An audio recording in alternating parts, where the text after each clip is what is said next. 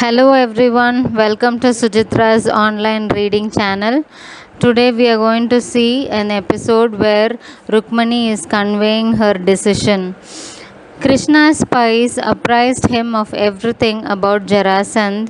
When Balarama came to meet him to discuss about Jarasandh, Krishna smiled and said, "Don't worry about him.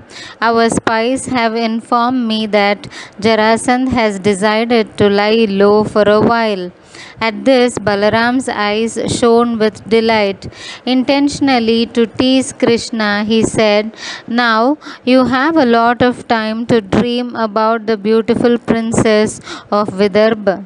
Krishna became serious and said to Balaram, "Yeah, I want to marry her at any cost, but she is the daughter of King Bhishmak, a vassal of Jarasandh and sister of Rukmi, Jarasandh's staunch ally."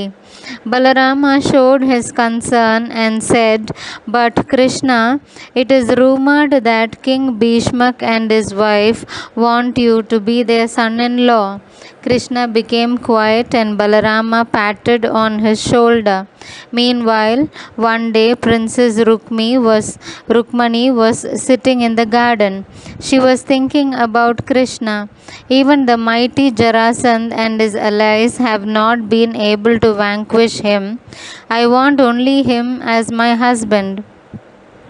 Just then she saw her father and Rukmi strolling in the garden and discussing about her marriage.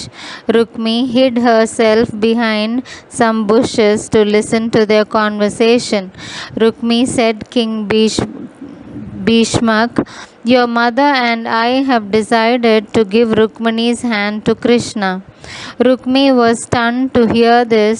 "How can you even think of this, father?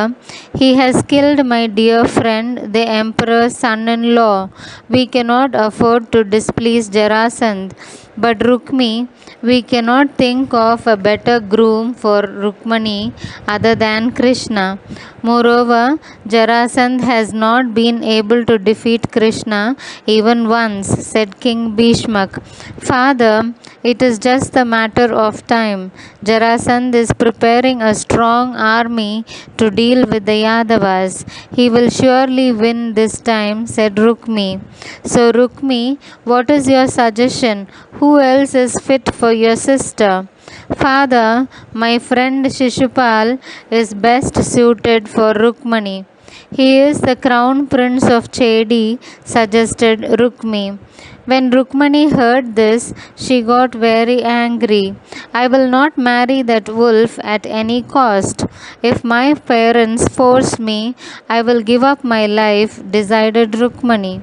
King Bhishmak permitted Rukmi to take the decisions regarding Rukmani's marriage, even when Rukmi's views did not coincide with his own wishes.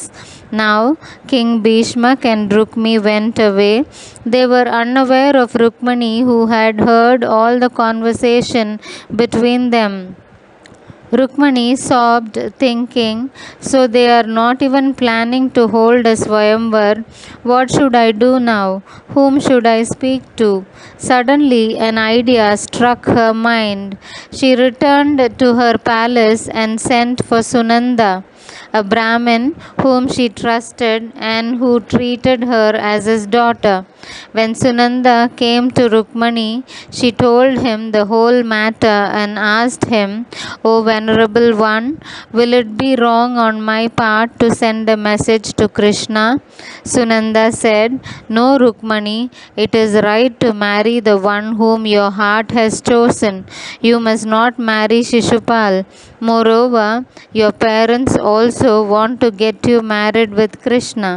When Rukmani asked as to whom she should trust to send such a message, Sunanda offered to do the task for her. Rukmani wrote a letter and gave it to the Brahmin, telling him about her plans. That's all for today. Tomorrow I will come up with the next episode. Until then, see you. Bye bye. This is Sujitra.